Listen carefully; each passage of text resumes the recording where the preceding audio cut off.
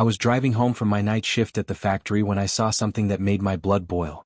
Mountains of garbage were scattered all over my private road like someone had turned my property into their personal dump. The smell hit me even through my closed car windows, rotting food, dirty diapers, and God knows what else. Before you watch full story, comment down your country name, also subscribe the channel for more videos. My name is Jake Martinez and I've been living in this small neighborhood outside Phoenix for 3 years. I bought a modest house on 2 acres specifically because it came with a private road that gave me direct access to the main highway. No traffic lights, no congestion, just a straight shot to work and back. But apparently our new HOA president Linda Vasquez had different plans for my road. As I sat in my car staring at the mess, my phone buzzed with a text from an unknown number. Hope you enjoy cleaning up your environmental violation. LV. Linda Vasquez. Of course. This woman had moved into our neighborhood 6 months ago and immediately started a campaign to become HOA president. She knocked on every door, promised to bring order to this chaotic community, and somehow convinced enough people to vote for her. The previous HOA president, Mrs. Chin, had been perfectly reasonable. She handled the basics, making sure the street lights worked and organizing the annual block party. But Linda? She had bigger ambitions. Within her first month, she'd sent out 23 new rules covering everything from mailbox designs to the exact shade of beige our houses could be painted. One of those rules specifically targeted unauthorized private access roads that detract from community aesthetics. My road had been there for 15 years. It was perfectly maintained, caused zero problems, and frankly, none of her damn business. I got out of my car and walked through the garbage maze, documenting everything with my phone. Bags of kitchen waste, old furniture, construction debris, and what looked like medical waste from a veterinary clinic. This wasn't random littering. Someone had deliberately dumped a truck full of the most disgusting garbage they could find. My phone rang. Linda's number. Mr. Martinez, she said in that fake sweet voice that made my skin crawl, I see you've discovered your little compliance issue. You dumped garbage on my private road, I said, trying to keep my voice steady. Oh no, that's not your road anymore. According to HOA Regulation 847B, all access roads within community boundaries are subject to HOA oversight. And your road has been deemed a health hazard. I could practically hear her smiling through the phone. This is going to cost me hundreds to clean up, I said. Well, maybe you should have followed the rules from the beginning. The HOA board voted last night to fine you $200 per day until this environmental violation is corrected. She hung up. I stood there in the middle of that garbage dump, watching the sunrise paint the sky orange, and felt something shift inside me. For 3 years, I'd been the quiet neighbor who minded his own business. But Linda had just declared war on the wrong person. What she didn't know was that before I took this factory job, I spent 8 years as a city planning inspector. I knew exactly how zoning laws worked, what constituted legal dumping, and most importantly, how to make someone's life very complicated using their own rules against them. That weekend, I started digging into Linda's background. Social media, property records, business licenses, everything I could find legally. What I discovered was interesting. Linda Vasquez wasn't just some power-hungry HOA president. She was running a side business called Desert Clean Solutions that charged people to haul away their unwanted items. According to her Facebook business page, she'd been operating for 8 months and had hundreds of satisfied customers. But here's the thing, there was no record of Desert Clean Solutions having a proper waste disposal contract with the city. Which meant Linda was taking people's money to haul their garbage and then dumping it wherever was convenient. Like on my road. I spent $300 getting my road professionally cleaned, documented every receipt, and then filed a formal complaint with the city environmental department. Not against the HOA, against Linda's unlicensed waste disposal business. While I waited for the city to investigate, Linda struck again. This time she dumped what looked like restaurant waste, grease, spoiled vegetables, and something that might have been fish that had been dead for a week. The smell was so bad that my neighbor, Mr. Patel, came over to apologize. Jake, I'm sorry about this mess, he said, covering his nose with his shirt. Linda told us there was a community vote about your road, but I never received a ballot. That's when I realized Linda's HOA board vote had been completely fabricated. She'd made the whole thing up. Did anyone actually vote on this? I asked. Mr. Patel shook his head. Mrs. Chin tried to organize a meeting last month, but Linda said it was canceled. Then suddenly we got this letter saying new regulations had been approved. I knocked on 12 doors that afternoon. Not a single neighbor had participated in any vote about my road. Linda had been making up HOA decisions and sending out official-looking letters to give herself authority she didn't actually have. That's when I decided to get creative. I spent Tuesday afternoon on the phone with the county assessor's office, asking questions about the vacant lot next to Linda's house. The 5-acre property had been for sale for over a year, and the asking price kept dropping. The current owners, an elderly couple named Frank and Rose Moretti, lived in Tucson and just wanted to get rid of their Phoenix property. According to the listing, they were asking $180,000 for 5 acres of undeveloped land in a decent neighborhood. I called them directly. "Mr. Moretti, I'm interested in your Phoenix property. Is it still available?" "Oh yes," Frank said, sounding relieved. "We've been trying to sell it for 14 months. Our realtor says the market is slow, but honestly we just want it gone. What would you say to a cash offer of $200,000, closing in 2 weeks?" The silence on the other end lasted so long I thought the call had dropped. You want to pay more than our asking price?" Rose had gotten on the extension. "Yes, ma'am. I have plans for that land that would benefit the whole neighborhood, and I want to move quickly." They agreed immediately. While I was arranging financing for my land purchase, Linda was busy escalating her garbage war. Wednesday morning brought another dump truck's worth of waste, this time including what looked like asbestos tiles and paint cans. That afternoon, she knocked on my door with an official-looking document. "Mr. Martinez, the HOA board has voted to place a lien on your property for unpaid environmental fines. You now owe $1,400 in penalties." I looked at her fake paperwork and smiled. "Linda, I have a question for you." "What?" "How exactly does someone vote for an HOA board that doesn't actually exist?" Her confident expression flickered for just a second. "I talked to every neighbor," I continued. "Nobody voted on anything. Nobody authorized these fines. And nobody gave you permission to dump commercial waste on private property." "You can't prove anything," she said, but her voice had lost its earlier smugness. "Actually, I can. See, I've been documenting everything. Your illegal dumping, your fake HOA votes, and your unlicensed waste disposal business." I pulled out my phone and showed her a video I'd taken at 3 a.m. the night before, clear footage of Linda's pickup truck dumping garbage bags on my road. "The city environmental department is very interested in this footage," I said. "Apparently, illegal dumping carries a $5,000 fine per incident. And I count 7 separate incidents." Linda's face went white. "But here's what I don't understand," I continued. "If you're running a waste disposal business, where exactly have you been disposing of all that waste? Because it's definitely not going to the city dump." That's when Linda made her biggest mistake. Instead of staying quiet, she got defensive. "I have every right to operate my business. And if people don't like where I dispose of waste, they shouldn't hire me." "So you admit you've been illegally dumping commercial waste?" That's not, you can't." She was turning red now. "Linda, I'm going to make you a one-time offer. Clean up every piece of garbage you've dumped on my road, pay for professional environmental testing to make sure you haven't contaminated the soil, and shut down your illegal business. Do that and I won't turn this video over to the police." She stared at me for a long moment, then spit on my porch and stormed off. "You'll regret this, Martinez." That's when I knew she was going to escalate things even further. Which was exactly what I was counting on. Friday morning, I met Frank and Rose Moretti at the title company and signed papers making me the owner of 5 acres of prime real estate right next to Linda's house. The transaction took 45 minutes and cost me $200,000 cash, money I'd saved from 5 years of overtime shifts and my grandfather's inheritance. But it was about to be the best investment I'd ever made. I spent Friday afternoon meeting with commercial contractors and environmental engineers, laying the groundwork for something that would transform the neighborhood and teach Linda Vasquez the most expensive lesson of her life. That evening, I was reviewing construction permits on my laptop when I heard a truck rumbling down my road. I grabbed my camera and positioned myself at the window. Sure enough, it was Linda's pickup truck, this time followed by what looked like a commercial dump truck. Through my night vision camera, I watched them dump at least 2 tons of construction debris, restaurant waste, and what appeared to be medical waste from a veterinary clinic.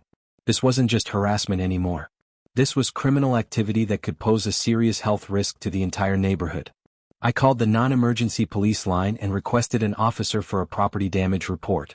While I waited, I documented everything with photos and video. Officer Williams arrived 20 minutes later, took one look at the mess, and immediately radioed for backup and a hazmat team. "Sir, this isn't just littering," he told me. "This looks like commercial dumping and some of this material could be hazardous. We're going to need to treat this as a crime scene. The hazmat team arrived at midnight and spent 4 hours cataloging and removing contaminated materials. They found veterinary needles, industrial chemicals, and biological waste that required special disposal procedures. Saturday morning, Linda was arrested for illegal dumping, operating an unlicensed waste disposal business, and endangering public health. The charges carried potential fines of $50,000 and up to 2 years in prison. But that was just the beginning of her education. Monday morning, I applied for permits to build a small-scale recycling and waste processing facility on my newly purchased land. Arizona's environmental regulations actually encourage this type of business, especially in rural areas, and the permit process moved surprisingly quickly. Within 2 weeks, I had approval to build a 5,000 square foot facility capable of processing up to 100 tons of recyclable materials per day. The business plan projected 15 full-time jobs and enough revenue to pay for itself within 3 years. But the best part? The facility would be located exactly 50 feet from Linda's back fence. Construction began on a Wednesday. At 7 a.m. sharp, 3 cement trucks, 2 excavators, and a crew of 12 workers showed up to break ground on the Martinez Recycling Solutions facility.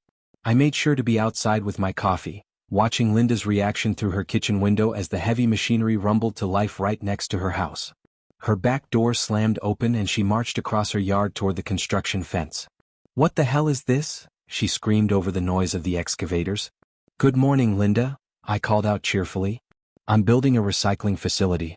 All permits approved, all regulations followed. You can't build a factory next to my house." "Actually, I can. This is properly zoned commercial land, and recycling facilities are specifically encouraged by county environmental policy." The look on her face was priceless. "This is harassment," she yelled. "No, Linda. Harassment is dumping garbage on someone's private road. This is just good business." I handed her a copy of my business license and construction permits, all properly filed and approved. "You'll be hearing trucks coming and going about 12 hours a day," I explained. "Monday through Saturday, 6 a.m. to 6 p.m. All completely legal and within noise ordinance limits." "I'll sue you." "For what?" "Operating a legal business on my own property?" She stormed back to her house and slammed the door so hard I thought she might break the glass. That afternoon my phone rang. It was Linda's lawyer.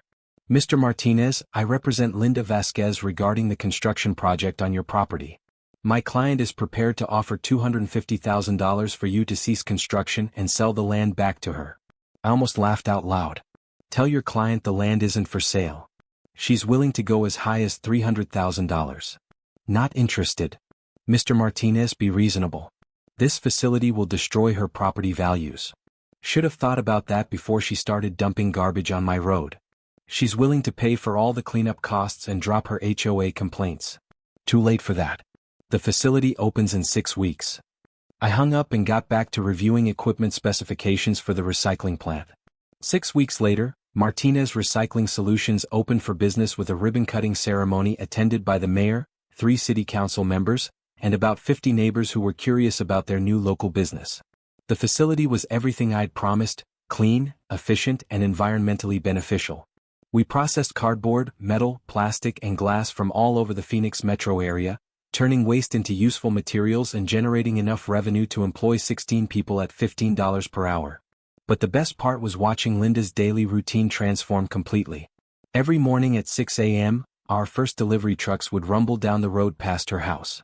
Every evening at 6 p.m., the last trucks would head home.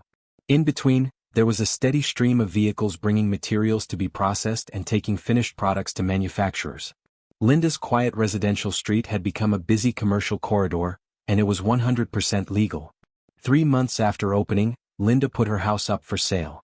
The asking price dropped twice in the first month, and she eventually sold for $40,000 less than what comparable houses in the neighborhood were worth. But here's where the story gets really satisfying. 6 months after Linda moved away, I got a call from the new owner of her old house, a woman named Sarah Kim who ran a small organic farm outside Phoenix. "Mr. Martinez, I wanted to thank you for the recycling facility," she said.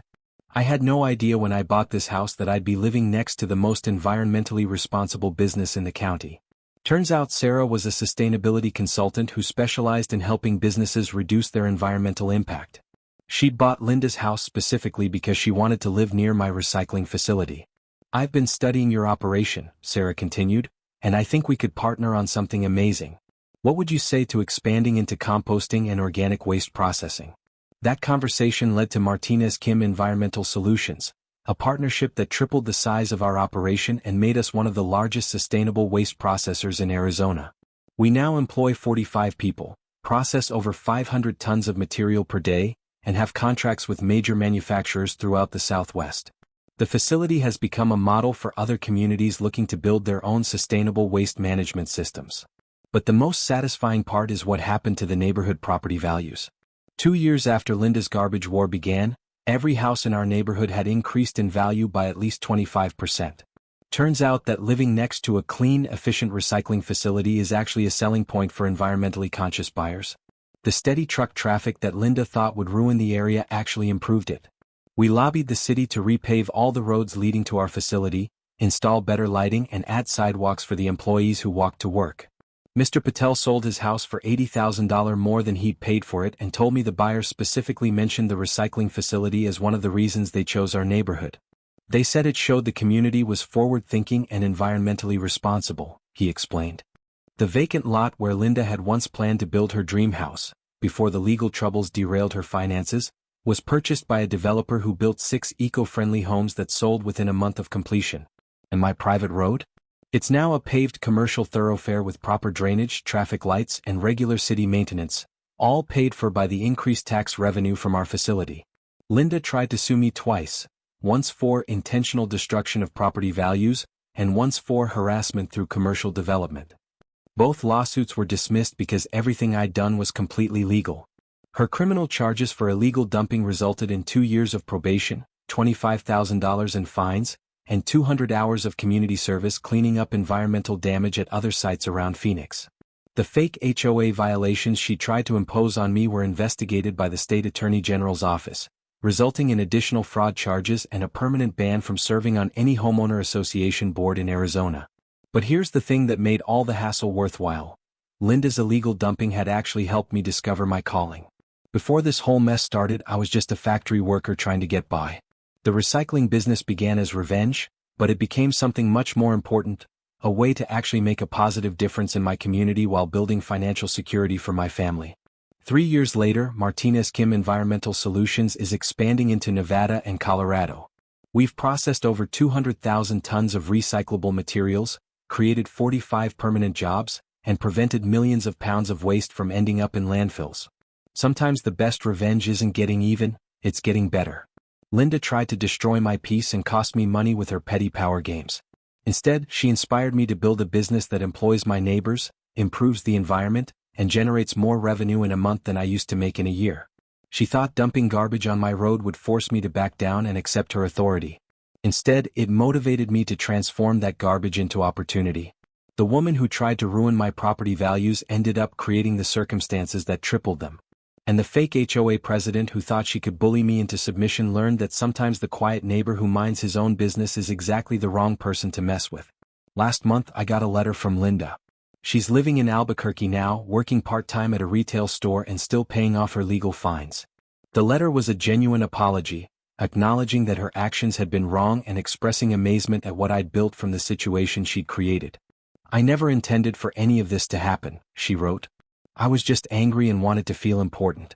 Watching what you've accomplished makes me realize how much I could have contributed to the community instead of trying to tear it down." I wrote back and offered her a job. Not out of pity, but because someone who understands the consequences of environmental irresponsibility might actually become a passionate advocate for doing things the right way. She starts next month as our community outreach coordinator, helping other neighborhoods understand the benefits of sustainable waste management. Because here's what I learned from this whole experience. The best way to defeat someone who's trying to destroy things is to build something so much better that their destruction becomes irrelevant. Linda dumped garbage on my road to make my life miserable. Instead, she gave me the inspiration to build something that makes life better for hundreds of people. Sometimes karma doesn't need any help. Sometimes it just needs you to be smart enough to recognize opportunity when it's disguised as a crisis. And sometimes the best revenge is succeeding so completely that your enemy ends up working for you, not because you defeated them but because you built something worth being part of. That's how I turned a garbage dump into a business empire, transformed my worst enemy into my most dedicated employee, and proved that the best way to win a war is to build something that makes the war irrelevant. If you believe in turning problems into opportunities, let me know in the comments. And if you're dealing with your own neighborhood bully, remember, sometimes the best revenge is outgrowing them completely.